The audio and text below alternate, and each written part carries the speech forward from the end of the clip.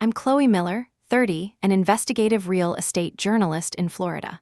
For 7 years, I'd meticulously dug through shady land deals and projects that stole homes from the poor.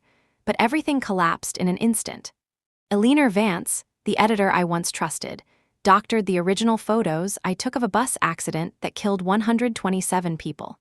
She turned me into a fabricator, throwing me into a dirty political game to protect those pulling the strings. I lost my job, my reputation, and my life was ruined, branded a culprit by the entire city. I wanted to give up many times. But every night, I remembered the eyes of the victims' families and my promise to myself. The truth cannot be buried. And then I realized I still had everything. The original photos, my journalistic notes, and dozens of confidential emails Eleanor exchanged with the political organization that ordered my silencing. Releasing it could bring down her entire empire, but the cost might be my own life. I stand between the safety of silence and the storm of truth. They thought I'd forever be a failure. But this time, I'm no longer a victim. I will fight for 127 innocent lives, for the trampled families, and for my own honor. It was a sweltering morning in Miami when Maria Torres called me. Maria is a friend and a local activist who has never hesitated to speak up. "Chloe, you need to come," she said, her voice trembling with urgency. "Families are being forced out of their homes near the bay. Something is not right." I grabbed my bag with my camera and notebook and drove across the city, past the gleaming condos and palm trees swaying lazily in the humid air. The closer I got to the neighborhood, the more the shine faded. Houses leaned against years of sun and salt. Lawns were overgrown. Families watched from porches with wary eyes. Maria was waiting when I arrived, arms crossed, pacing. "Chloe, thank God you came," she said. "Look around. They are giving people eviction notices. They are offering pennies for homes. Those who refuse are threatened. Utilities shut off, doors left unlocked, little notes slipped under doors warning them to leave. I have spoken to the city officials, but something is off. These notices do not make sense legally." I followed her down the street and met Javier, a young father holding a crumpled notice. He looked exhausted and scared. "Please, miss," he said, showing me the paper. "They say my house is unsafe, but it is not. I take care of this place myself. Now they tell me I have 2 weeks. Where will my children go?" I promised him I would not let this story disappear. I began photographing the notices, the streets, the empty lots. My camera clicked as I recorded the faces of families terrified and uncertain. That evening, I noticed a black SUV circle the block multiple times. Windows tinted so dark you could not see inside. Maria whispered, "That is the 3rd time today. They are watching us." I went back to my apartment that night and started digging. Property records, tax filings, deeds. One name kept recurring, Sterling Holdings. My heart tightened. Victor Sterling. He was a man everyone in Florida knew, the kind of tycoon who smiled on magazine covers and in charity gala photos, but whose reputation was whispered about in office corridors and legal offices. A man who could turn swampland into gold and who never lost a deal. I knew instantly that this was more than a small scheme. Sterling did not make mistakes. If he was involved, this neighborhood was in real danger. The next morning, I called Jack Reynolds, a journalist and friend. Jack was once an investigative reporter in Tampa and had a nose for corruption. "Chloe Miller in Miami," he said, laughing lightly. "What trouble are you stirring now?" I explained what I had seen: families threatened, properties snapped up, a pattern of intimidation. He paused. "You realize Sterling is untouchable, right? He has politicians in his pocket and lawyers who could bury us." I leaned against the balcony railing, looking at the waves beyond the city lights. "Maybe so," I said, "but families are being destroyed. I cannot ignore that." Jack sighed. "You never change," he said. "Send me what you have. I will run checks. Watch your back. Sterling plays dirty." I spent the next day visiting residents. Mrs. Hernandez, a widow with a blue house with peeling paint, showed me an eviction notice. "They said the land floods too often," she whispered, "but I have lived here 40 years. My children grew up in this house. How can I leave?" I held her hands. "You are not alone," I said. Tears welled in her eyes. Hope flickered. Maria joined me at a diner. The neon lights reflected off the vinyl table. "Sterling is trying to clear the entire bayfront," she said. "But why?" "Nobody spends this much money unless there is a bigger plan." I tapped my fingers. "If I can trace the money, I can find the plan. But I need help." Maria nodded. "People are scared, but if they know you are on their side, they will talk." That night, I began connecting the dots. Shell companies linked to Sterling Holdings were buying homes at suspiciously low prices. Notices of unsafe conditions appeared shortly after Sterling expressed interest. Patterns emerged like a spider web. He was not just buying individual properties, he was consolidating the waterfront. The next morning I met Jack again. He leaned back, scanning the documents. "You are right," he said. "This is systematic. But what is the end game? Condos? Hotels?" Before I could answer, Maria arrived, her eyes wide. "He wants to build something big," she said.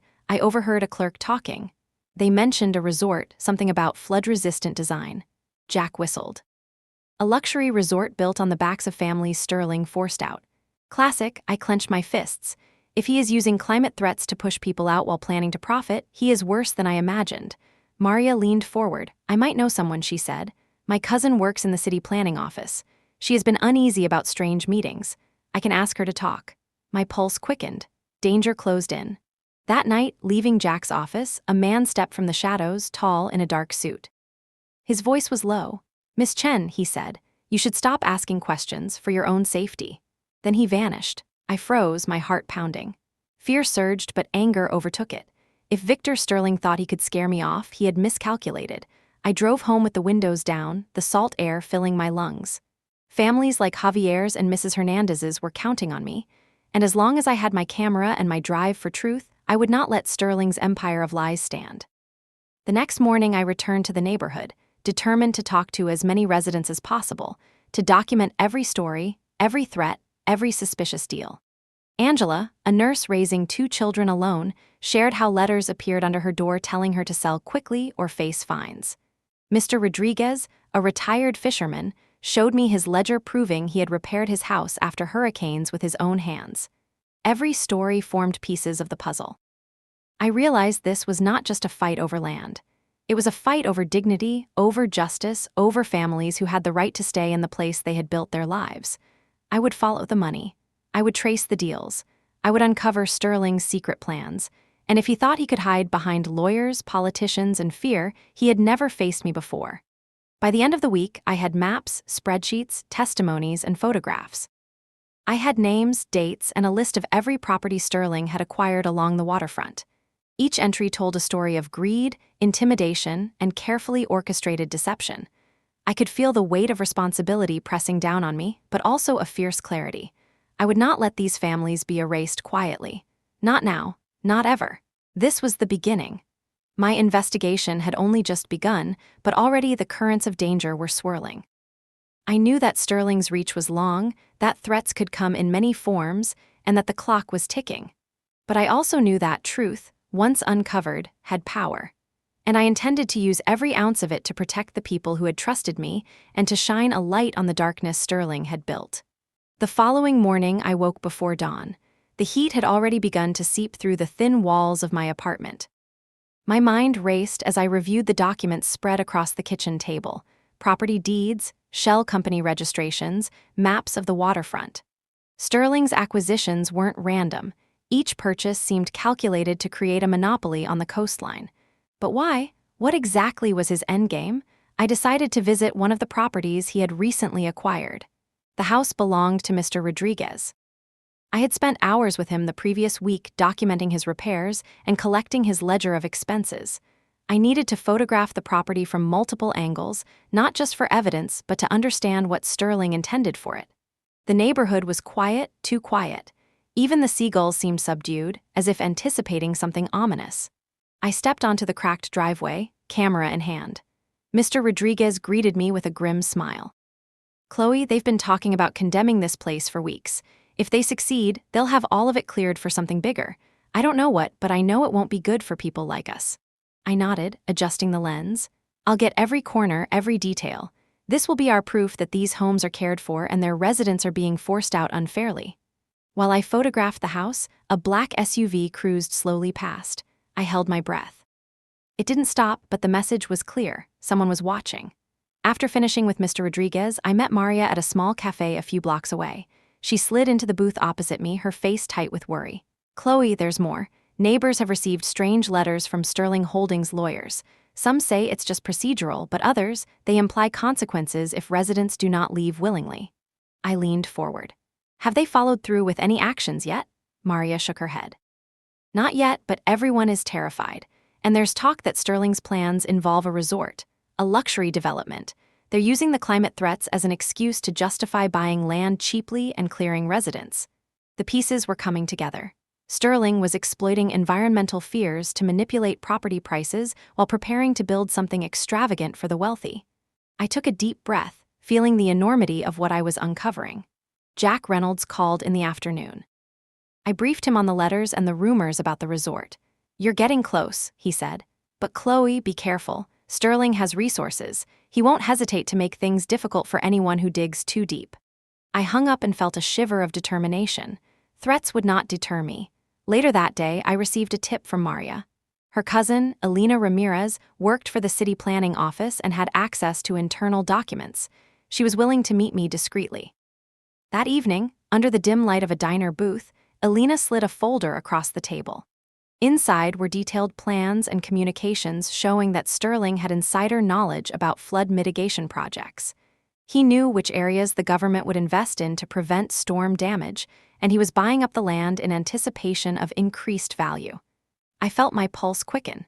This was not just greed, it was exploitation on an entirely different level. I studied the documents and photographs, noting dates, annotations, and connections to Sterling's shell companies. Every piece confirmed what I had feared. Sterling's scheme was well-planned and highly illegal. "Chloe," Elena whispered, her voice low, "you have to be careful. These people don't play fair. They have money, lawyers, influence. They could ruin you if they wanted to." "I know," I said, "but we need to expose this. People are losing their homes and livelihoods. That is not acceptable." The next morning, while reviewing notes and photographs, a knock on my door made me freeze. No one was supposed to know where I lived. I approached cautiously. Through the peephole, I saw a man in a dark suit. I didn't recognize him. "Miss Chen," he said calmly when I opened the door slightly, "you should stop this investigation for your own good." I bristled. "And if I do?" He gave a thin smile and left. I closed the door and leaned against it, heart pounding. Sterling was aware of me. He was watching. But fear would not silence me.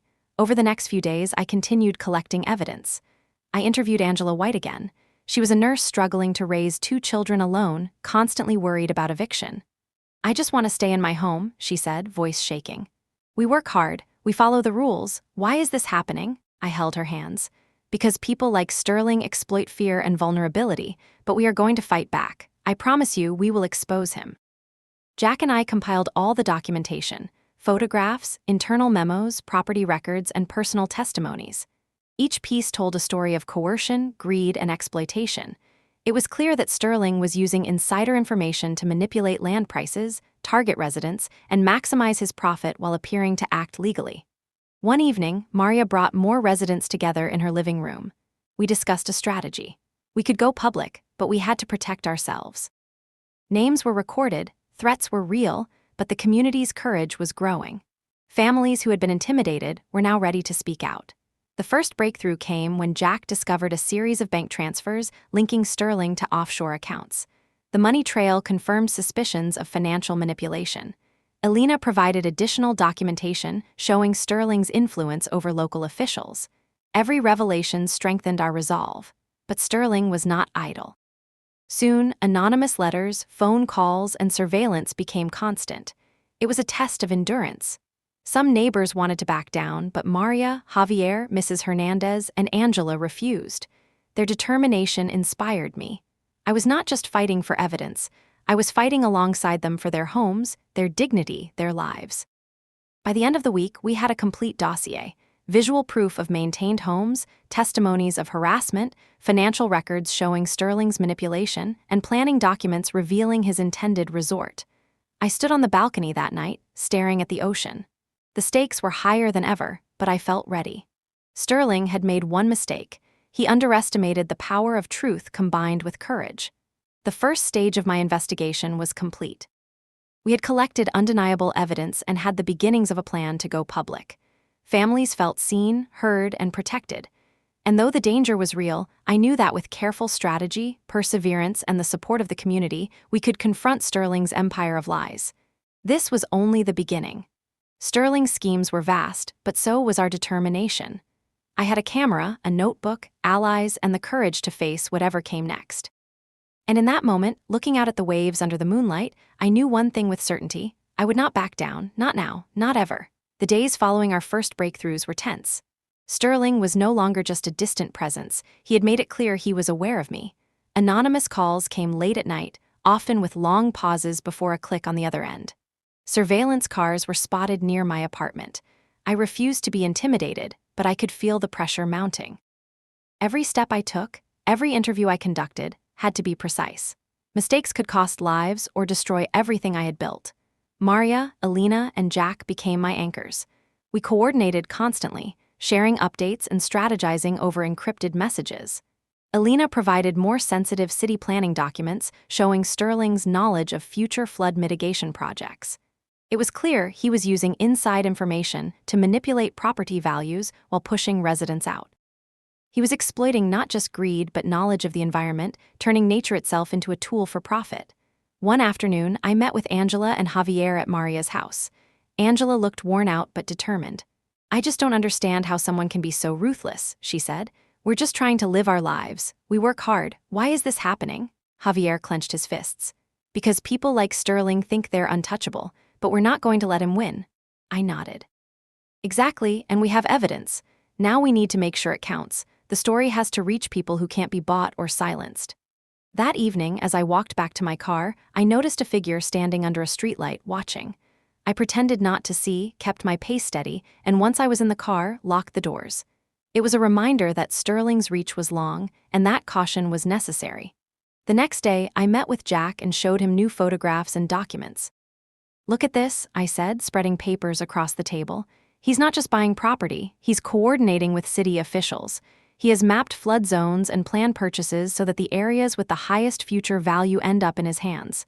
Jack whistled. "This is massive. If we expose this, it will shake everything."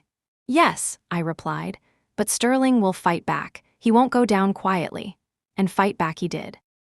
Within a week, an anonymous email was sent to my apartment threatening legal action if I continued my investigation. Another day, someone tampered with my car, leaving scratches and a warning note: "Stop digging or face consequences." The message was clear. Sterling wanted to scare me off. But I was not alone. Residents, once afraid, began sharing their experiences with me openly. Mrs. Hernandez gave me a folder full of letters and notices she had received over the years. Angela shared screenshots of emails from Sterling's lawyers pressuring her to leave. Mr. Rodriguez allowed me to photograph repairs he had made that directly contradicted claims of unsafe living conditions.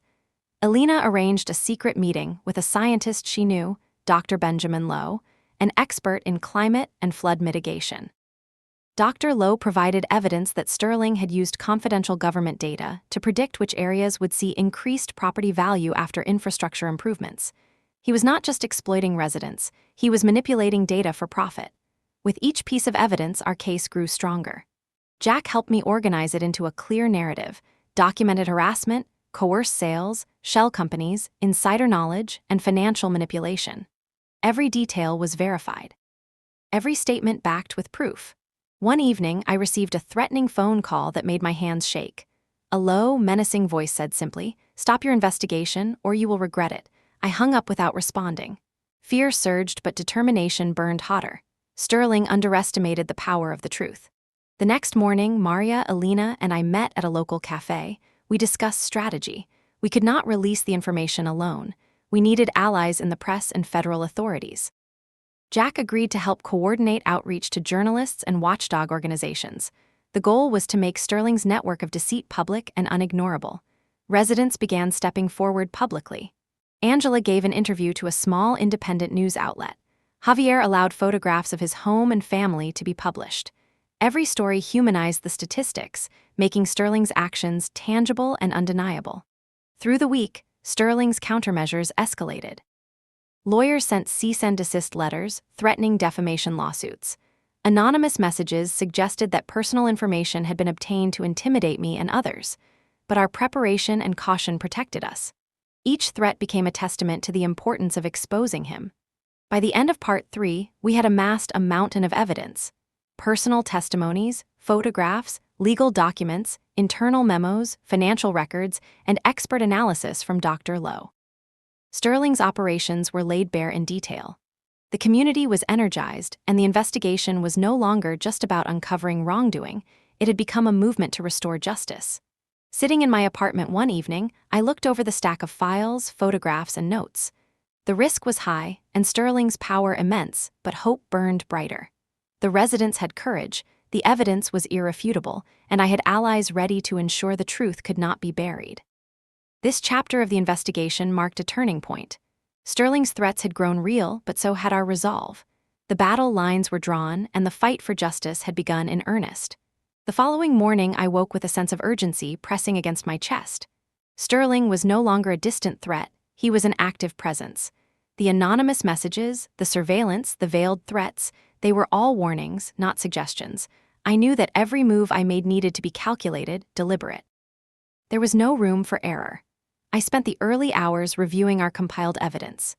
Each property Sterling had acquired, every shell company, the eviction notices, the emails, the financial transactions, they all formed a map of his scheme. Dr. Lowe's data on climate mitigation projects showed how Sterling had insider knowledge that allowed him to buy land cheaply before government investments inflated property values. He was manipulating people, money, and information in a way that was almost too clever to believe. Maria arrived with a folder of letters and documentation from residents. "They're scared, Chloe," she said quietly. "Some want to back down, but others are ready to fight. We need a plan to present this evidence safely." I nodded. "We can't go public recklessly. Sterling will retaliate legally, financially, personally. We have to protect ourselves and the families who trusted us." Jack Reynolds agreed to help coordinate with independent journalists and legal advisors. Together, we created a strategy: evidence verification, secure storage, and staged release to maximize impact while minimizing risk. Every document, photograph, and testimonial was cross-checked for authenticity. We could not afford mistakes. The breakthrough came when Alina called with urgent news. "Chloe, I've obtained more internal communications. Sterling has been coordinating with local officials to suppress opposition. There are emails showing he planned to intimidate residents and investigators. This confirms the pattern of coercion." I reviewed the emails with rising anger. They were explicit, showing directives to lawyers and city officials to pressure families into selling. Threats were embedded in legal language, and falsified reports labeled homes as unsafe. Every piece of the puzzle fit. Sterling's intentions were clear: acquire land at minimal cost, eliminate resistance, and build his luxury resort. That evening, Maria, Angela, Javier, Mrs. Hernandez, and I met secretly at a small community center. Residents shared their experiences, and I documented everything. Angela spoke with quiet determination. "We can't let him take our homes. This is our life, our memories. Chloe, thank you for helping us see that our voices matter." Javier added, "We've been afraid, but seeing the evidence and knowing we're not alone gives us strength. Sterling doesn't own our courage." I felt a surge of resolve. The community's bravery was a weapon as strong as any evidence. Over the next few days, Sterling's tactics intensified. My car was tampered with again, this time the tires slashed.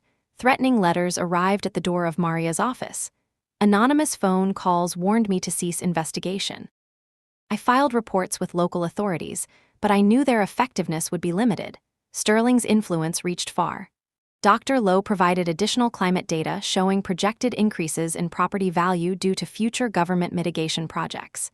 This confirmed that Sterling's purchases were strategic, not speculative. He was exploiting insider knowledge and environmental fears simultaneously. One night, while reviewing photographs of the affected properties, I noticed a new pattern. Certain houses had been targeted immediately after Sterling's representatives visited, often accompanied by letters labeling them unsafe. The timing, the coordination, it was all deliberate. He was systematically clearing the area for his resort. Jack suggested we organize a controlled release of the evidence to the media, ensuring that Sterling's manipulation could not be hidden. We reached out to a network of independent journalists and watchdog organizations. Each received a detailed package, verified documents, photographs, and interviews. The day before the release, Maria, Alina, and I met to finalize plans. Maria looked at me, concern etched on her face. "Chloe, do you realize what this means? Sterling will retaliate in ways we can't predict. Are you ready?" I took a deep breath. "I am. We've prepared carefully. The evidence is solid. The residents are brave. We're not just exposing his greed, we're protecting families and the truth. That is worth the risk." The following morning, we coordinated the release. Media outlets ran headlines exposing Sterling's exploitation, detailing coercion, harassment, and manipulation. Residents were featured prominently, their stories humanizing the impact of Sterling's actions. Dr. Lowe's data illustrated the calculated nature of the property acquisitions. The public reaction was immediate. Social media amplified the stories, and federal authorities took notice. Investigations were launched into Sterling Holdings, city officials involved, and the flow of funds tied to shell companies. Sterling's empire, built on intimidation and greed, began to crumble under scrutiny. Anonymous messages and threats continued, but the momentum had shifted. The community had been empowered. Families once afraid to speak out were now emboldened. I stood on the balcony of my apartment, watching the waves roll in under the evening sun. The fight was far from over, but a critical victory had been achieved. Evidence was public, support was growing, and Sterling's influence was being challenged. For the first time in months, I allowed myself a moment of relief. The road ahead would be difficult. Sterling would resist, lawyers would maneuver, and danger would persist. But we had proven that truth, courage, and persistence could confront power. I looked at the photographs of Javier's children playing safely, Mrs. Hernandez tending her garden, Angela smiling with her children, and felt a deep sense of purpose. The investigation had started as a mission to uncover wrongdoing, but it had become a movement for justice. No matter how powerful or ruthless someone like Sterling might be, communities united by truth and resilience could not be silenced. And as long as I held my camera, my notes, and my conviction, I would continue to fight for those whose voices had been ignored. This was the turning point. The evidence was out. Sterling's scheme had been revealed, but the work was not complete. Families still needed protection, laws needed enforcement, and the story had to be followed through to ensure accountability. I looked out at the coastline one last time that evening, the sun sinking into the horizon. The battle for justice had begun, and this time the truth was armed and ready. The morning the news broke, I felt a strange mix of relief and tension. Sterling's actions were finally public, and authorities had begun their investigation. Yet the fear remained. He was powerful, ruthless, and could not be underestimated. I stayed close to Maria, Jack, and the residents, ensuring everyone had support and legal guidance. Federal investigators arrived in the neighborhood within days. They reviewed our documentation, questioned residents, and cross-checked the evidence we had collected. Sterling's shell companies were scrutinized, bank records traced, and city officials who had aided his scheme called in for questioning. The weight of his empire began to show cracks. Javier came to me with tears in his eyes. "Chloe," they said, "we can stay. We're safe now. I don't know how to thank you." I placed my hand on his shoulder. "You don't need to thank me. You and your neighbors trusted me to tell your story. That was enough." Angela smiled as she held her children. "I was so scared. Now I feel like we have a future here. You gave us that." The community's courage, combined with the evidence, was unstoppable. Media coverage highlighted their stories, showing Sterling's deliberate exploitation of climate fears, manipulation of city data, and intimidation tactics. Public outrage surged. Social media amplified the message, demanding accountability. Then news came that Victor Sterling had been arrested. Federal authorities seized his assets, froze accounts linked to the shell companies, and initiated legal proceedings for fraud, coercion, and corruption. The man who had once seemed untouchable was finally facing justice. I sat with Maria and Jack as we watched the televised coverage. Maria whispered, "We did it, Chloe, you did it." Jack shook his head with a grin. "We all did it. But yeah, you led the charge. Sterling underestimated you and the residents." I felt a swell of pride, but also humility. This victory was not mine alone. It belonged to every resident who spoke up, every expert who provided insight, and every journalist who amplified the truth. In the following weeks, I helped residents organize legal support and resources to reclaim homes and protect against future exploitation. We established a community oversight committee to monitor development projects, ensuring transparency and ethical practices. Dr. Lowe continued to provide climate data, ensuring the community was informed about environmental risks without being manipulated. Elena remained a vital ally, bridging communications with city planning offices to safeguard residents. Months later, I was invited to speak at a small conference on ethical development and community advocacy. I shared our story, highlighting the power of evidence, resilience, and unity. "Even the most powerful can be held accountable," I told the audience. Truth, courage, and persistence can overcome fear and greed. Communities must rise together to protect what is theirs. Back in the neighborhood, life began to normalize. Children played freely, gardens flourished, and neighbors rebuilt trust in each other. Sterling's shadow had lifted, replaced by hope and determination. One evening, I walked along the bay, the sunset reflecting off the water. I thought of every family we had helped, every challenge overcome, and the journey that had brought me here. The investigation had started as a mission to uncover wrongdoing, but had grown into a movement for justice, for dignity, and for ethical stewardship of the land. I realized then that the true power lay not in wealth, influence, or fear, but in people united by truth and conviction. And as long as I had my camera, my pen, and my voice, I would continue to fight for those who could not fight for themselves. Sterling's empire had fallen, but the work continued. Communities would always face threats from greed and corruption, but armed with courage, transparency, and solidarity, they could prevail. And I, Chloe Miller, would be there, capturing, documenting, and defending the truth for as long as it was needed. That night, I returned home and looked at the photographs I had taken throughout the investigation. Faces of hope, resilience, and gratitude stared back at me. I smiled. This was why I did this work. This was why I never gave up. In the end, the fight against exploitation was not just about properties or money, it was about people, about justice, and about the unwavering belief that the truth could prevail. And in that belief, I found not only purpose but also peace. The next day, I arranged to meet former journalist Tom Harris at a small, quiet cafe where he had been living in hiding since his own career had been ruined. Tom was about 10 years older than me, with deep-set, cautious eyes that seemed to weigh every word before speaking. When I walked in, he looked up and nodded. "Chloe, I figured you'd come," he said in a low, weary voice. I sat down, setting my camera and a stack of notes on the table. I started recounting everything: the bus accident, the publication of my photos, and most importantly, how Alina Vance had altered them to fit a narrative that blamed a minority group and stirred social tension. Tom listened quietly, his eyes narrowing at times. "I know Alina well," he said. "She's ruined careers more than yours, trust me. If you want proof, I have it." He opened his laptop and my stomach tightened. There on the screen were a series of emails, internal memos, and unedited original photographs from previous incidents at the paper, everything that showed a pattern of Alina manipulating the truth. I felt my pulse quicken.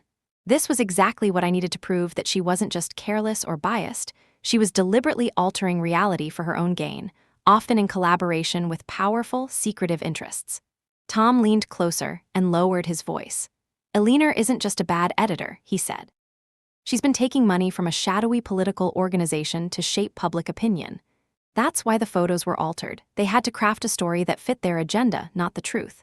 I stared at the unedited images of the bus accident, the faces of innocent bystanders, the chaos and raw reality of that day. The contrast was shocking.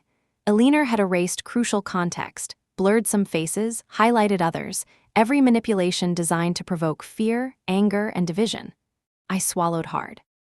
"If this goes public," he said, "Alina will try to destroy you before anyone sees the truth. She's clever, ruthless, and has allies who will do her bidding." I nodded. I knew the risks, but seeing the evidence, holding the unaltered images in front of me, I felt a surge of resolve. This story had to be told. Tom pulled out a USB drive and handed it to me. "Take this," he said. "It has copies of everything, safely encrypted. Make sure you keep it hidden. With this, you can expose her." I gripped it tightly. "Thank you," I whispered. I knew this was the turning point, the proof that could finally bring the truth to light. As I left the cafe, clutching the drive, I felt both the weight of danger and the spark of determination. Alina had threatened my career, my reputation, even my safety, but I now held something more powerful, the unshakable evidence of her deception. And I would use it to fight for justice, no matter the cost. Back at my apartment, I sat at my desk with Tom, the USB drive between us. We couldn't just go public immediately. Alina was powerful and the organization backing her could move fast. Tom leaned over, pointing at the files on my laptop. "First, we need to verify every piece of evidence," he said. "Emails, memos, the original photos, they all have to be cross-checked. If she challenges the authenticity, we need airtight proof." I nodded, my fingers hovering over the keyboard. The weight of responsibility pressed down on me, but I felt a strange clarity. This was why I became a photojournalist, to uncover the truth. Now it wasn't just about a story, it was about justice. We spent hours that night going through every file. Tom taught me tricks for tracing metadata in photographs and email headers. He explained how Aliner had manipulated timestamps and photo edits to make it appear as though certain moments were captured differently. My stomach churned as I realized the level of deception. She hadn't just altered images, she had constructed a narrative designed to provoke hatred and confusion. We also reviewed financial documents showing suspicious payments from the shadowy political organization. The amounts were small individually, but the pattern was clear. Money had flowed directly to Aliner's accounts around the same time she ran manipulated stories. Tom shook his head. "This isn't just a moral issue," he said. "This is criminal." I ran through scenarios in my head. If we went public too soon, Aliner could discredit me, destroy the evidence, or intimidate potential witnesses. We needed allies. I picked up the phone and called Jack. "I need your network," I said. "Journalists you trust, people who can verify the story independently. I can't do this alone." Within the hour, Jack responded. "You've got it," he said. "I'll loop in some contacts who specialize in investigative journalism and digital forensics. They'll help corroborate your findings. Just be careful." He knew Aliner's reputation and understood the stakes.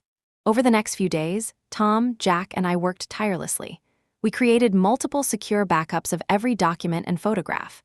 We contacted sources who had been threatened by Aliner in the past and asked for their testimony, ensuring anonymity where necessary. Each person we spoke to added a piece to the puzzle, painting a broader picture of manipulation and corruption. Then came the breakthrough. A former staff member of Aliner's admitted on record that she had personally instructed editors to alter images to favor a particular political narrative. Combined with the metadata from my original photos and the financial trail from the organization, we had something concrete. The plot was no longer speculative, it was provable. Late one evening, I looked at Tom. "This is it," I said. "If we release this evidence, it could bring everything down." He nodded slowly. "Yes, but you have to be prepared. Aliner will fight back. She'll threaten, intimidate, try to bury the story. But if the evidence is solid and we release it strategically, there's no way she can hide." We developed a plan to leak the information safely to an independent media platform, one that could handle sensitive data without interference from Aliner's allies. We scheduled encrypted video calls, prepared statements, and rehearsed the narrative. Every detail had to be precise. There was no room for error. That night, I lay awake thinking about the families who had already been affected by Aliner's manipulations. Their trust in the media had been shattered, and it was our responsibility to restore it. I clenched my fists. No matter what happened, the truth would come out, and I was ready to see it through. The morning we decided to go public, my hands shook as I uploaded the encrypted files to the independent media platform. Tom hovered over my shoulder, double-checking everything. "Are you sure this is the right time?" he asked quietly. I took a deep breath. "It has to be now," I said. "People deserve the truth." Jack coordinated with the journalists on the other end. They confirmed that the files were authentic, metadata intact, and every piece of evidence verified. The article went live, accompanied by a series of photos showing the original, unaltered bus accident images and internal emails proving Aliner's manipulations. Within minutes, social media lit up. Comments poured in, sharing the story, expressing outrage, and calling for accountability. News outlets began picking up the report. The difference between the doctored photos Aliner published and my originals was immediately obvious. People could see the manipulation with their own eyes. Aliner's office went silent for a few hours, then she released a brief statement claiming editorial discretion and denying any wrongdoing. I expected this. I had prepared responses, screenshots, and side-by-side comparisons ready for journalists to use. By evening, the pressure on Aliner escalated. Former staff members who had feared speaking out now came forward publicly, corroborating our story. Lawyers representing victims of her previous manipulations began filing complaints. Even politicians who had previously avoided confronting her called for internal investigations. I sat with Tom and Jack in my apartment, watching the news coverage. Tom shook his head in disbelief. "You did it," he said. "You actually did it." I felt a strange mix of relief and exhaustion. "This was only the beginning," I said. "It's not over yet. There will be backlash. Aliner has connections and she won't go down quietly." The next day, our phones rang nonstop. News crews, community members, and legal advisors all wanted updates. I coordinated interviews, shared statements, and ensured that the narrative stayed factual. Each call reminded me why this work mattered. People had been silenced for too long. Then, the first direct threat arrived. A masked caller left a message on my voicemail: "Stop now or face consequences." I froze, but I refused to panic. I called Jack. "We are going to need security and more protective measures," I said. He agreed and began contacting trusted contacts in law enforcement and digital security. Despite the threats, the story continued to gain traction. Citizens, journalists, and advocacy groups began demanding that Aliner be held accountable.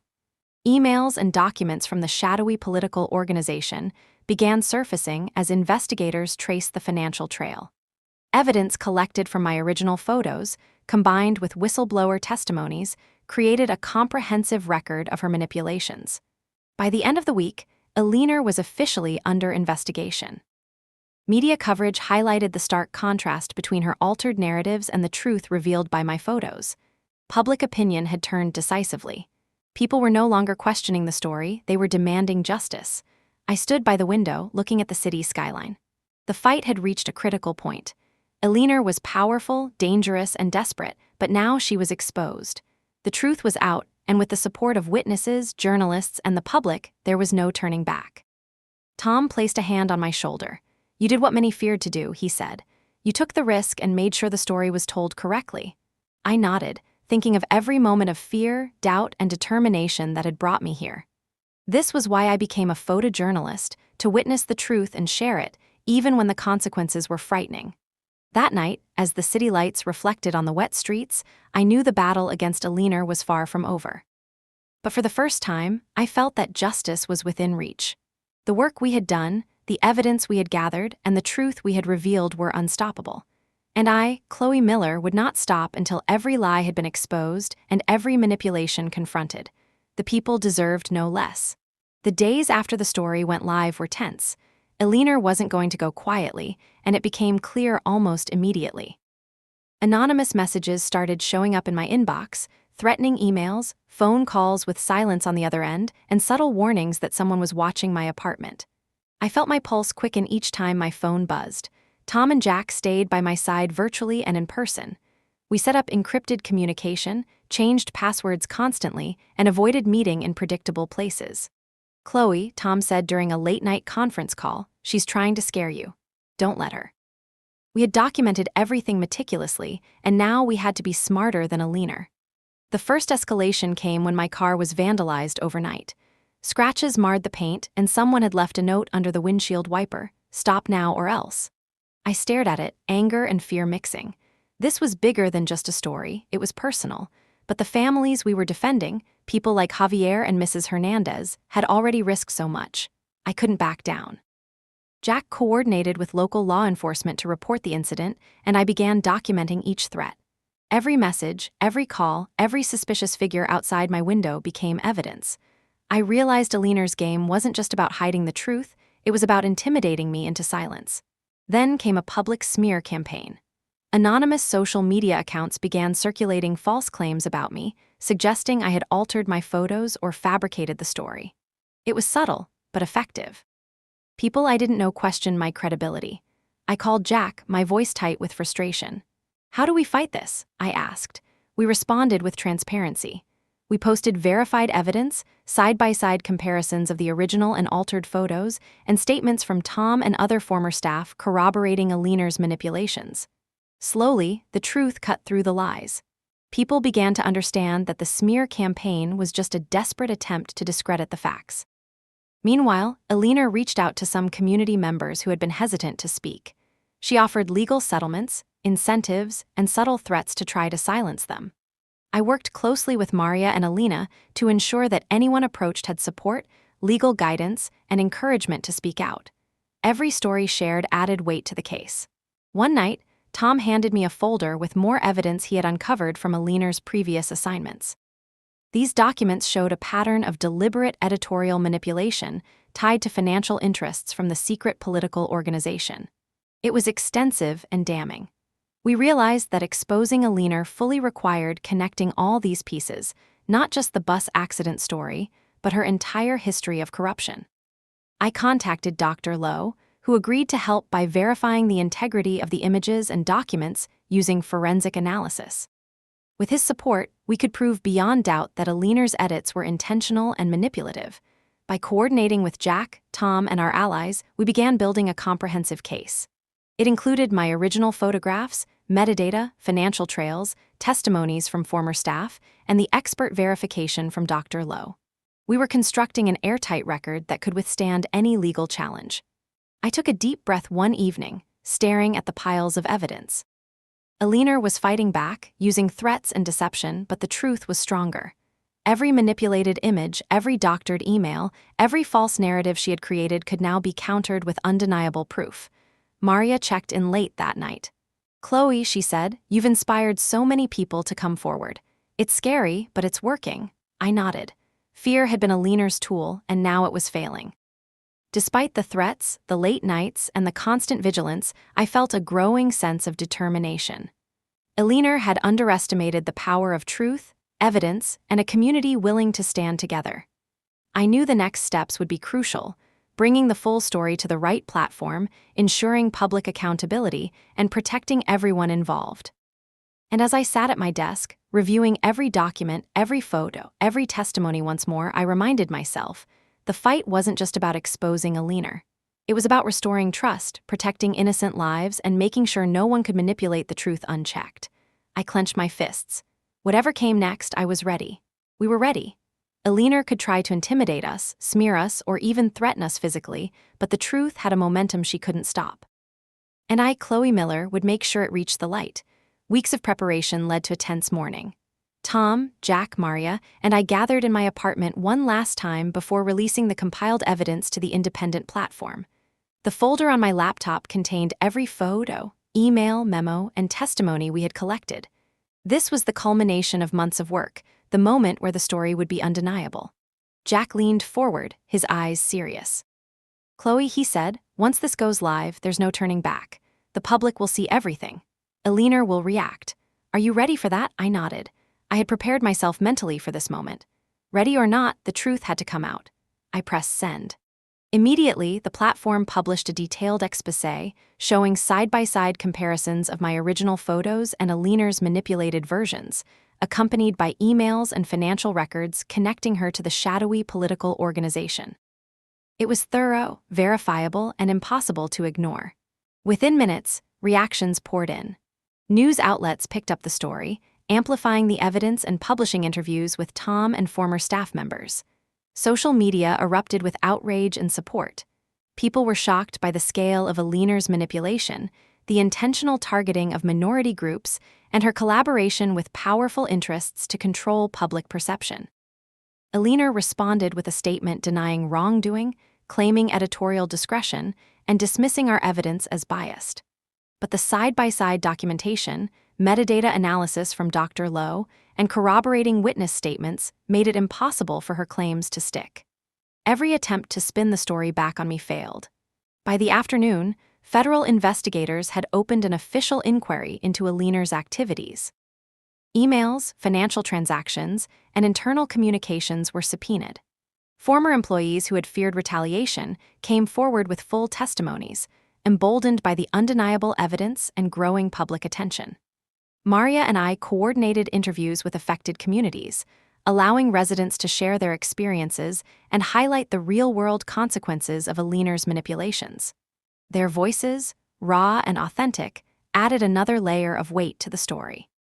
One man, Javier, told a reporter, "We were made to look like criminals. They twisted everything." Chloe showed the truth.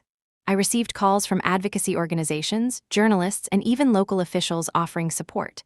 For the first time in months, it felt like the momentum was fully on our side. Alina was powerful, but the combination of verified evidence, whistleblowers, and public pressure was unstoppable. Tom pulled me aside that evening. "Chloe," he said quietly, "you did it. This is bigger than any of us imagined." I felt a mixture of relief and exhaustion. Months of fear, sleepless nights, and constant vigilance had led to this point. The truth was finally out in a way that couldn't be silenced. Even as threats continued in minor forms, anonymous calls, social media trolls, the narrative was controlled by verified facts. The public saw Alina's manipulations, and the pressure on her mounted. Her reputation was crumbling under the weight of evidence, and legal action was imminent. Sitting at my desk that night, I reflected on the journey. The bus accident story had been the spark, but the fight had become about much more: integrity in journalism, accountability for those in power, and standing up for truth even when it was dangerous. I looked at the original photographs one more time. Faces frozen in shock, chaos captured in an instant, the reality untouched by manipulation. These images had told the story Alina tried to hide. They were proof, and now they were part of a larger movement to hold her accountable. I took a deep breath. This was far from over, but the first major victory had been achieved. Alina's power to manipulate narratives had been exposed, and the people affected had their voices amplified. And I knew, as long as I continued to fight for truth, no amount of threats, lies, or intimidation could silence it. We would see justice through to the end. And I, Chloe Miller, would continue documenting, exposing, and defending the truth, one story at a time. Days turned into weeks as the federal investigation into Alina intensified. I spent hours coordinating with Tom, Jack, and Maria, making sure all our evidence was organized and accessible. Every email, every original photo, every testimony had to be meticulously cataloged for investigators and, potentially, the courts. The first official subpoena arrived at Alina's office. I followed the news coverage closely, noting the tension on her face during interviews. She had gone from confident and untouchable to defensive and guarded. Her allies began distancing themselves, unwilling to be implicated in the growing scandal. Meanwhile, I spent time in the community. Families who had been vilified by Alina's manipulated images were slowly regaining their confidence. I visited Javier and his family, and we reviewed the photos together. "You saved us," he said quietly. I shook my head. "No, the truth saved you," I said. "I just made sure it was seen." Tom helped me draft detailed reports for investigators, tying together metadata from the original photos, financial records, and witness statements. Every piece of evidence reinforced the others, creating a chain impossible to break. The federal agents were thorough, asking questions that sometimes kept me awake at night, but I stayed committed. The stakes were too high to falter. One evening, Maria brought a group of residents to my apartment. They were anxious about the court proceedings but wanted to understand how they could testify safely. I reassured them. "Your voices matter," I said. "This is how we make sure people like Alina can't manipulate the truth again." We practiced how to present facts clearly, how to avoid intimidation tactics, and how to remain focused on the evidence. The pressure on Alina increased. News reports highlighted the original photos, the internal emails, and the testimonies, painting a picture of deliberate manipulation. Politicians who had once remained silent called for accountability, and public support for the investigation grew. Alina's statements became defensive and inconsistent, further undermining her credibility. During this time, I kept documenting everything: the reactions in the community, the legal filings, and the ongoing support networks forming among those affected. I knew that even after the case concluded, this archive would serve as a reference for protecting others from similar abuses. One afternoon, a federal agent called to update me. "Chloe," they said, "the evidence is overwhelming. Alina is cooperating less and less, and the case is solid." I felt a mixture of relief and cautious optimism. The next step would likely be formal charges and a trial, and everything we had prepared would be crucial. I met with Tom and Jack that evening. We talked strategy and community support. "Chloe," Tom said, "remember, this isn't just about Alina. It's about making sure the system learns from this." I nodded. That was why every detail mattered, why every witness mattered. The neighborhood slowly regained a sense of normalcy. Children played freely, families spoke openly, and trust began to rebuild. But we stayed vigilant. Alina's manipulations had left scars, and ensuring that people could maintain their dignity required continued advocacy and transparency. As I reviewed the photos from the bus accident and the manipulated versions side by side, I felt a quiet satisfaction. These images had sparked a movement that exposed corruption, restored voices, and held powerful figures accountable. It had been a long fight, but it was worth every risk. The day before the formal charges were announced, I walked through the streets of my neighborhood. Residents smiled, waved, and thanked me. I realized then that the story was bigger than me. It was about truth, justice, and the power of standing up even when it's terrifying. And as the sun set over the city's skyline, I felt a steady resolve. The legal battle was entering its decisive phase, but we were ready. Alina's downfall was imminent, and the community would finally have closure. I, Chloe Miller, would continue to fight for truth, justice, and the people who deserved to be heard. The courtroom was packed the morning the trial began. I sat near the front, Tom and Jack beside me, Maria quietly taking notes. Eleanor walked in with a composed expression, but her eyes betrayed a flicker of unease. The judge called the court to order, and the proceedings began. The prosecution laid out the case methodically, presenting my original photos alongside the altered versions Eleanor had published. Each side-by-side comparison told the story without needing embellishment. Every manipulated image, every doctored email, every witness testimony built a clear narrative: deliberate deception, intent to manipulate public perception, and collaboration with a secret political organization. I was called to the stand early. My heart pounded as I approached the witness box. Chloe Miller, the court clerk, said, "Please state your name for the record." I did, my voice steady. I was prepared. I knew every detail, every photograph, every altered email by heart. Under direct examination, I explained my investigative process, the timeline of events, and how I discovered Eleanor's edits. I presented the metadata analysis from Dr. Lowe and described the threats and attempts to intimidate me. Eleanor's attorney objected several times, but the judge overruled when the evidence was clearly admissible. Witnesses followed. Former staff members recounted their experiences working under Eleanor, describing how she had instructed them to manipulate stories. The political organization's involvement was corroborated through financial documents and internal communications. Each testimony strengthened the case. Outside the courtroom, news cameras captured every moment. Social media buzzed as clips of the trial circulated. People could see firsthand how the manipulations had occurred. The contrast between the doctored photos and the originals was undeniable. Public opinion continued to swing decisively against Eleanor. During a brief recess, Tom leaned over. "Chloe," he whispered, "you're doing great. Your evidence is airtight." I nodded, feeling both exhausted and determined. Every photo I had taken, every detail I had documented, was vindicated. The months of risk and fear were leading to this moment. Eleanor's defense tried to discredit me, suggesting bias and questioning my motives. I remained composed. I recounted every step with clarity, showing how each piece of evidence had been independently verified. Dr. Lowe's expert testimony reinforced the authenticity of my photographs and documents. By the end of the first week, it was clear that the tide was turning. Eleanor's carefully constructed narrative was unraveling in front of a judge, jury, and public that could see the truth. Her confidence faltered. Subtle signs of panic crept into her posture and expressions. Maria whispered to me during a break, "Chloe, you've given people their voices back." That statement hit me harder than any praise. The trial was about justice, but it was also about restoring faith and dignity to the communities Eleanor had tried to manipulate and silence. As the week continued, each day brought more evidence, more witnesses, and more validation of our investigative work. The prosecution was methodical, and every time Eleanor's team attempted to deflect or deny, we countered with verified facts. The courtroom became a stage where truth prevailed over deception. By the close of the first week, the momentum was undeniable. Eleanor's power to intimidate, mislead, and manipulate had been systematically dismantled. Every photograph, every email, and every testimony was a building block in a case that could not be ignored or suppressed. Sitting back in the courtroom gallery, I felt a quiet sense of fulfillment. Months of preparation, risk, and perseverance were coming to fruition.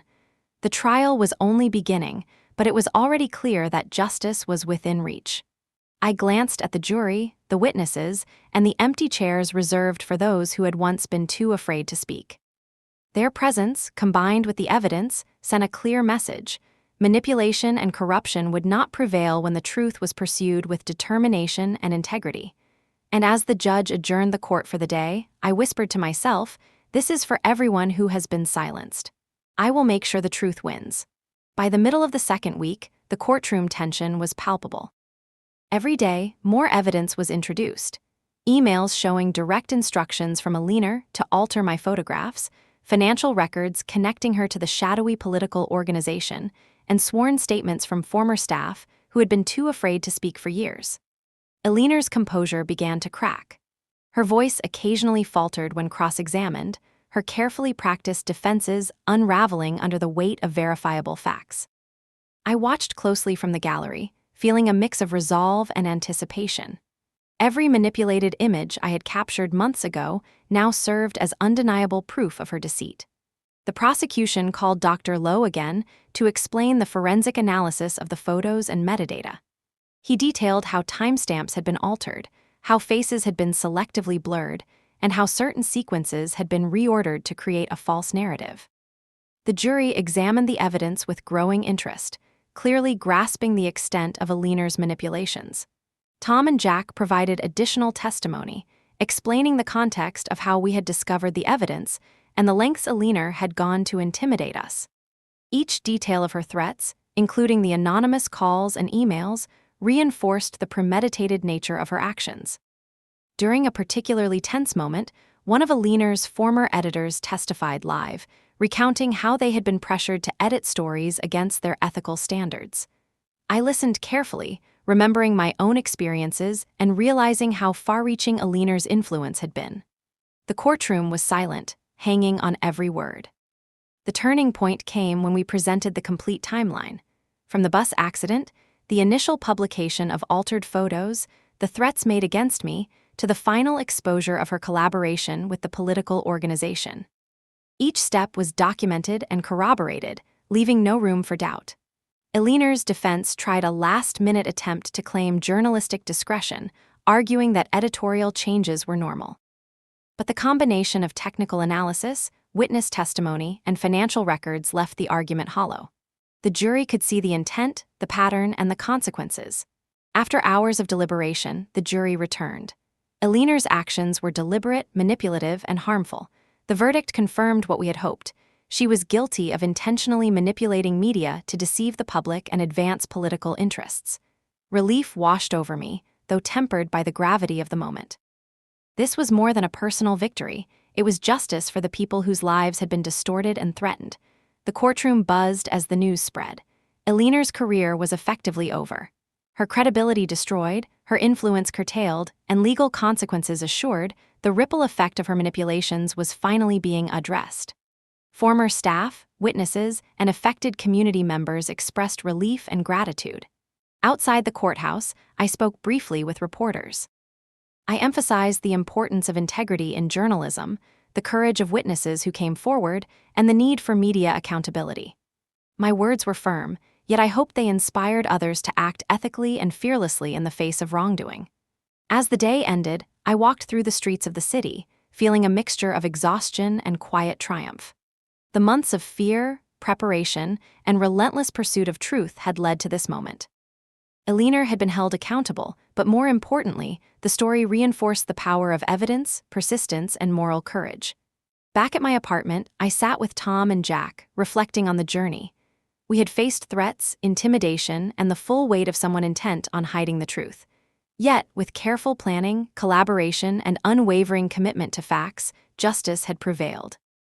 I glanced at my original photographs once more, now symbols not just of a single story, but of accountability and integrity.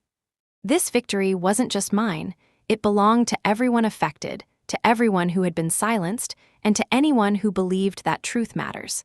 And as night fell over the city, I allowed myself a rare moment of rest. The fight against manipulation and deceit would continue, but we had proven that no one, no matter how powerful, could escape the consequences when the truth is relentlessly pursued. The morning after the verdict, the city felt different. There was a tangible sense of relief in the air, a quiet celebration among the people who had been affected by Aliner's manipulations. I walked through the neighborhood, greeting familiar faces, residents who had once been fearful and silenced. Their smiles were small but genuine, a reflection of the justice that had finally arrived. I spent the day meeting with families who had been publicly misrepresented. Javier and his children ran toward me, hugging tightly. "Thank you, Chloe," he said. "Your photos and your courage saved us." I shook my head, fighting back emotion. "No," I said softly, "it wasn't just me. It was all of us. The truth saved you." Tom and Jack helped organize a community meeting at a local center.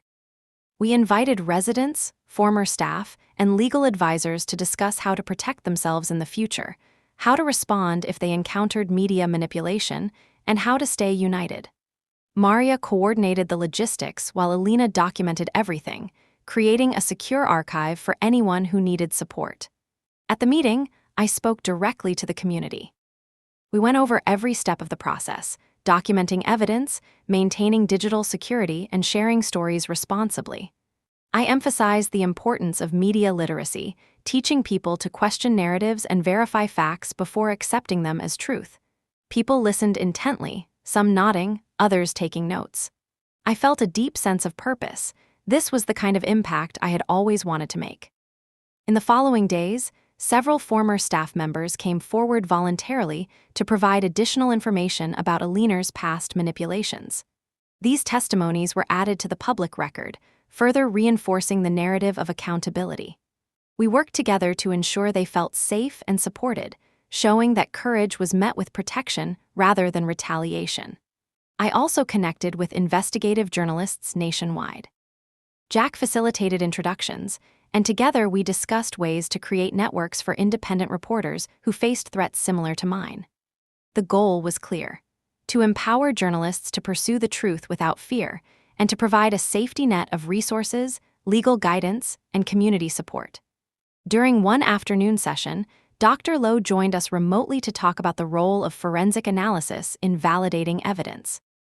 He demonstrated how technology could detect manipulation in photos and documents, and how this knowledge could protect journalists and the public alike.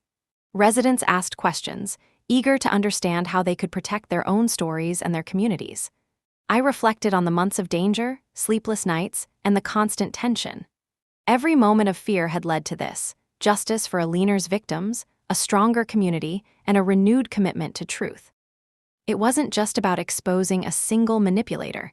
It was about creating systems and networks that would prevent such deception in the future.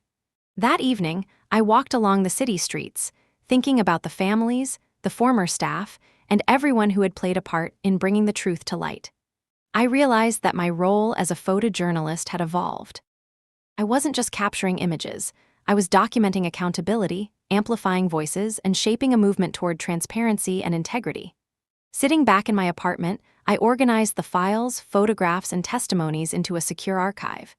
Each item represented not just evidence, but resilience, courage, and the power of standing up to manipulation.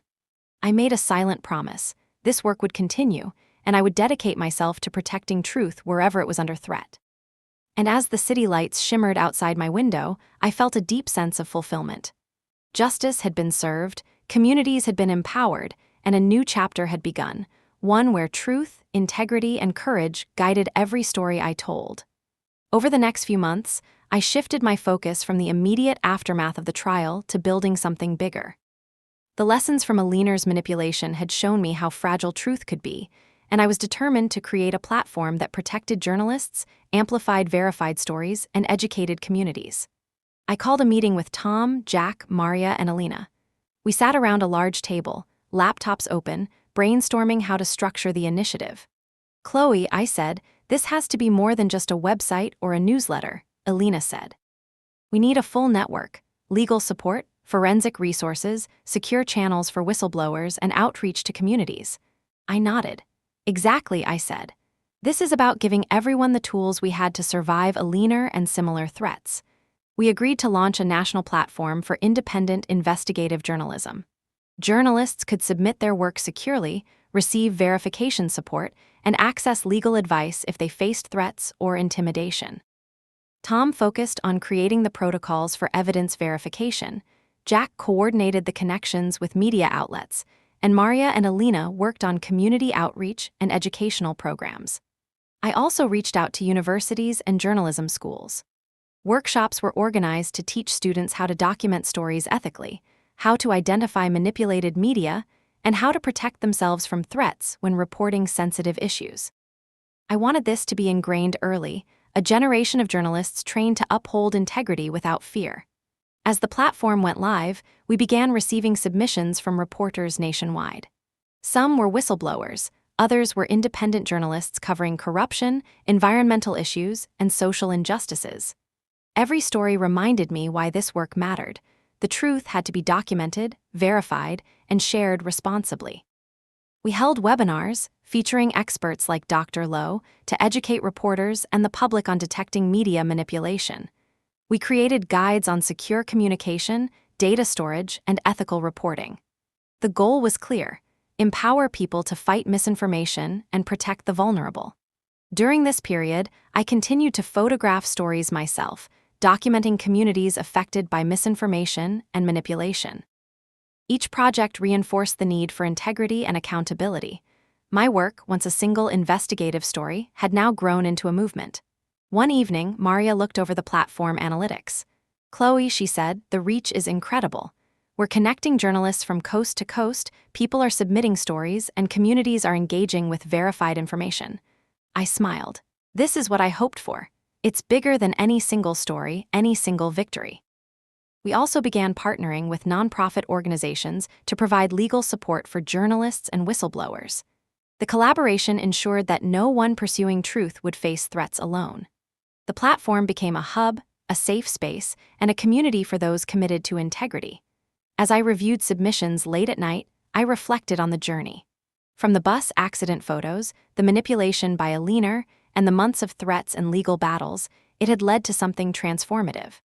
The fight for truth had evolved into an infrastructure that could protect, educate, and empower others.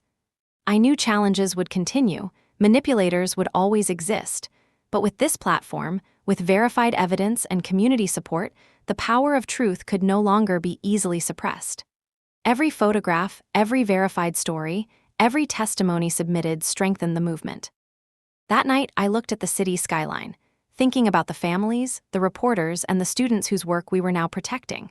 We had turned a single act of courage into a system that could safeguard countless others, and I knew this was just the beginning. The platform, our community, and the ongoing mission represented more than justice against a leaner.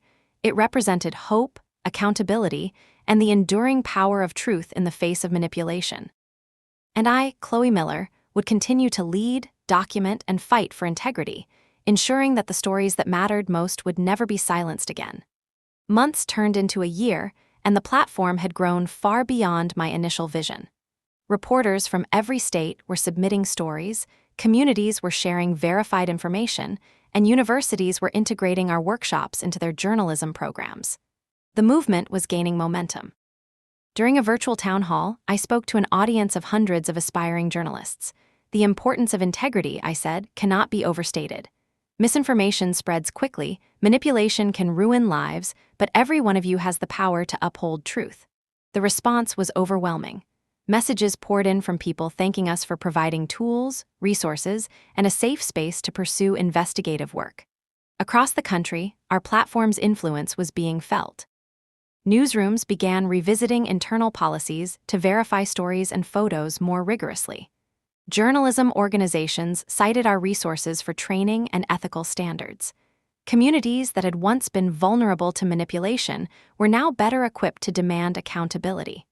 I continued to document stories personally, photographing local events, protests, and public hearings. Each story submitted to the platform reinforced a growing cultural shift. People were questioning information, demanding verification, and valuing truth over sensationalism. Jack and Tom coordinated efforts to develop an annual report highlighting impactful investigations submitted through the platform. This report was distributed to media outlets, universities, and advocacy organizations, emphasizing not only individual stories, but the systemic change taking place. One afternoon, Maria shared news that left me speechless. "Chloe," she said, "there's a new network forming across multiple states, inspired by our work. Independent journalists are creating their own local hubs connected to the platform.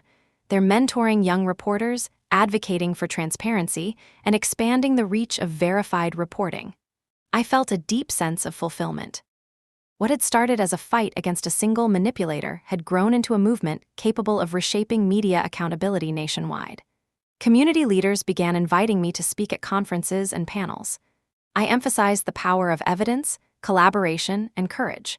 When we combine ethical journalism with technological tools, I said, we can protect truth and empower communities to challenge manipulation. Even a leaner's case became a teaching example. Law schools and journalism programs studied the trial, the evidence, and the importance of transparency in media. My original photos and the timeline of events were used to educate future journalists on the consequences of manipulation and the importance of ethical responsibility. Despite the success, I remained vigilant. Challenges continued: threats, misinformation campaigns, and attempts to discredit independent journalists were ongoing. But with the growing network, resources, and community support, these challenges could be met effectively. One evening, I walked through the city streets, reflecting on how far we had come. Families whose lives had been distorted by alieners' manipulations were now engaged, informed, and empowered. Journalists were connected, trained, and supported. Communities were vigilant and proactive. The cultural shift was tangible. I realized that the fight for truth was no longer a solitary struggle. It had become a shared mission, one that extended far beyond my own work. Every story, every verified fact, every piece of evidence contributed to a society more informed, more aware, and more resilient against manipulation. As I looked out over the skyline, I felt a profound sense of hope. The work we had started with a single investigative story had blossomed into a nationwide movement. Truth was gaining momentum, and the principles of accountability, integrity, and courage were spreading. And I knew that as long as there were those willing to document, question, and verify, the power of truth would continue to grow. I, Chloe Miller, would continue to lead, guide, and protect this mission, ensuring that future generations of journalists and communities could stand strong against manipulation. The day felt quieter than usual. The courtroom battles were over, alieners' manipulations had been exposed, and the platform was thriving nationally. Yet the quiet wasn't emptiness, it was a moment to reflect on everything that had transpired. I sat at my desk, looking at the photos, files, and messages that had shaped the last year of my life. I thought of the bus accident, the first images that had set everything in motion. Those photos had been a spark, a small moment that revealed a much larger truth. And through months of fear, threats, and endless work, that spark had grown into a nationwide movement for integrity, accountability, and courage in journalism. I called Maria, Tom, and Jack to the apartment. We shared coffee, laughs, and a sense of relief. "Chloe," Maria said, "you did more than just expose a manipulator. You built a system that protects truth." I smiled, feeling the weight of our collective effort. It wasn't just about me, it was about every person who had been silenced, every journalist at risk, every community affected by lies. That evening, we organized a small celebration with the families and community members directly impacted by alieners' actions. Javier spoke first. "Chloe," he said, "because of you, people are listening. Because of you, the truth matters." Tears welled up in my eyes. It wasn't about recognition, it was about restoring dignity, trust, and hope. I stood to address everyone, my voice steady but full of emotion. "The fight for truth is not easy," I said. "It takes courage, persistence, and a commitment to integrity, but every effort matters. Every photo, every document, every verified story can make a difference. Never underestimate the power of evidence and the importance of speaking out." The platform we had built continued to grow. Reports came in daily from journalists who had found the resources, legal support, and community they needed. Universities adopted our programs, and workshops trained new generations of ethical, fearless reporters. It was no longer a single story, it was a movement. I walked along the streets of the city that night, reflecting on the journey from fear to victory. Aliener had tried to manipulate, intimidate, and silence, but truth, persistence, and collaboration had prevailed. The families affected were empowered, the journalists supported, and the public informed. Looking up at the skyline, I felt a deep sense of fulfillment. Justice had been served, lessons had been learned, and the culture of accountability had taken root. But more importantly, the story reminded me, and hopefully everyone listening, that courage in the face of fear can change lives, and that one person's commitment to truth can inspire a nation. I picked up my camera, feeling its weight familiar in my hands. This was never just about photographs. It was about capturing moments, documenting reality, and ensuring that those moments could stand against manipulation and deceit. I smiled, ready for the next story, the next truth that needed to be told. And as the city lights shimmered, I whispered to myself and to everyone who might hear, "Stand for truth, protect integrity, speak boldly." Because even in the darkest moments, one voice, one story, and one person committed to justice can spark a movement that changes the world. I, Chloe Miller, will continue to fight, to document, and to protect the truth. And so can you.